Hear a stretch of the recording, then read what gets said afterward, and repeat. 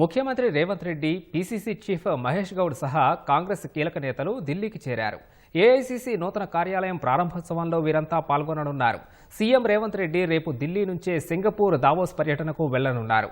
రాష్ట్రానికి పెట్టుబడుల్ని ఆకర్షించడం సహా స్కిల్ యూనివర్సిటీలో భాగస్వామ్యంపై పారిశ్రామికవేత్తలతో సమావేశం కానున్నారు.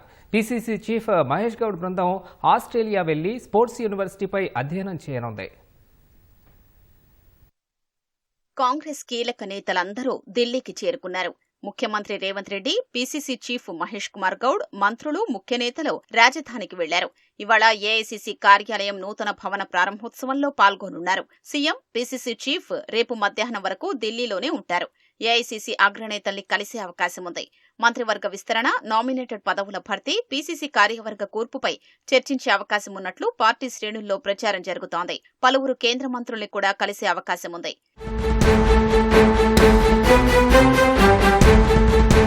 సీఎం రేవంత్ రెడ్డి రేపు మధ్యాహ్నం ఢిల్లీ నుంచి సింగపూర్ బయలుదేరతారు. ముఖ్యమంత్రి రేవంత్ రెడ్డి, పరిశ్రమల శాఖ మంత్రి శ్రీధర్ బాబు బృందం రేపు రాత్రికి సింగపూర్ చేరుకోనుంది. ఈ నెల 19 వరకు సింగపూర్లో పర్యటించనున్న సీఎం బృందం యంగ్ ఇండియా స్కిల్ యూనివర్సిటీలో భాగస్వామ్యానికి పలు సంస్థలతో ఒప్పందాలతో పాటు రాష్ట్రంలో పెట్టుబడులపై పలు కంపెనీలతో చర్చించనుంది. సింగపూర్ నుంచి సీఎం బృందం స్విట్జర్లాండ్లోని దావోస్కు వెళుతుంది.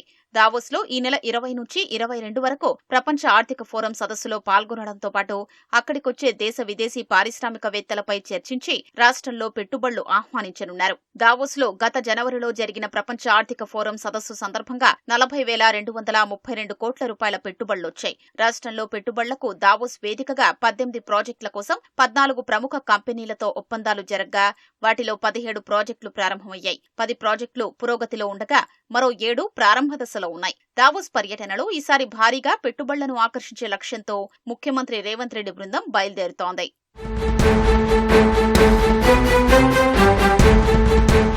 పీసీసీ అధ్యక్షుడు మహేష్ కుమార్ గౌడ్ నేతృత్వంలోని బృందం రేపు ఆస్ట్రేలియా పర్యటనకు వెళ్లనుంది. ఈ నెల 23 వరకు బ్రిస్బెన్లో పర్యటించనుంది. రాష్ట్రంలో గ్రామీణ స్థాయి నుంచి క్రీడాకారుల్ని తయారు చేసి ఒలింపిక్ విజేతలుగా మార్చడమే లక్ష్యంగా ప్రభుత్వం పనిచేస్తోంది. ఇటీవల young India Telangana sports university బిల్లుకు అసెంబ్లీ ఆమోదముద్ర వేసింది. వీలైనంత త్వరగా రాష్ట్రంలో డెడికేటెడ్ స్పోర్ట్స్ యూనివర్సిటీ ఏర్పాటు చేయాలని భావిస్తోంది. ఇందులో భాగంగా ఆస్ట్రేలియా బ్రిస్బెన్లోని క్వీన్స్ ల్యాండ్ స్పోర్ట్స్ యూనివర్సిటీని మహేష్ గౌడ్ బృందం సందర్శించనుంది. 1911లో ప్రారంభమైన ఈ వర్సిటీ ఆస్ట్రేలియాలో ఎందరినో మేటి క్రీడాకారులుగా తీర్చిదిద్దింది. ఇక్కడ చేసిన అధ్యయనం ఆధారంగా రాష్ట్రంలో స్పోర్ట్స్ యూనివర్సిటీ ఏర్పాటుకు ప్రభుత్వం చర్యలు చేపట్టనుందని తెలుస్తోంది.